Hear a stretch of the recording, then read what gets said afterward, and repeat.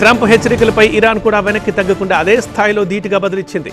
America దాడుల్ని కొనసాగిస్తే ఆ దేశంతో పాటు మిత్ర దేశాలకు ఏళ్ల పాటు ఆయిల్, గ్యాస్ అందకుండా చేస్తామని ఇరాన్ రెవల్యూషనరీ గార్డ్స్ హెచ్చరించారు. సైనిక దాడుల నుంచి తమ పవర్ ప్లాంట్లను కాపాడుకునేందుకు యువత అంతా మానవహారంగా ఏర్పడాలని ఇరాన్ అధికారులు పిలుపునిచ్చారు.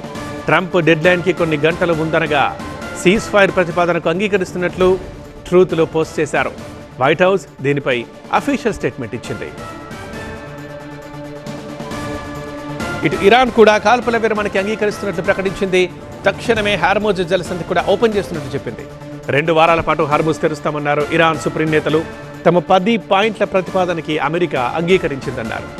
హర్మూజ్కి అవతల ఉన్న నౌకల్ని భద్రంగా జలసంధి దాటిస్తామన్నారు ఇరాన్ నేతలు.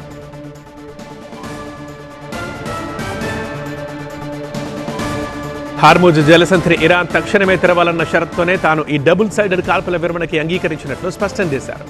పాకిస్తాన్ ప్రధాని షహబాజ్ షరీఫ్, ఆర్మీ చీఫ్ ఆసిమ్ మునీర్ చేసిన విజ్ఞప్తి మేరకే దాడులు ఆపాలని నిర్ణయం తీసుకున్నట్లు ట్రంప్ స్వయంగా సోషల్ మీడియాలో పోస్ట్ చేశారు.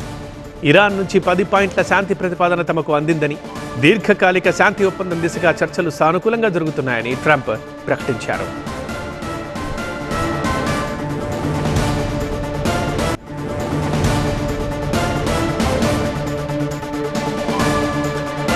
ట్రంప్ తాజా ప్రకటనతో యుద్ధ మేఘాలు తాత్కాలికంగా వీడినప్పటికీ రాబోయే 2 వారాల్లో పరిస్థితులు ఎటు దారి తీస్తాయన్నది ఉత్కంఠగా మారింది. ఇప్పుడు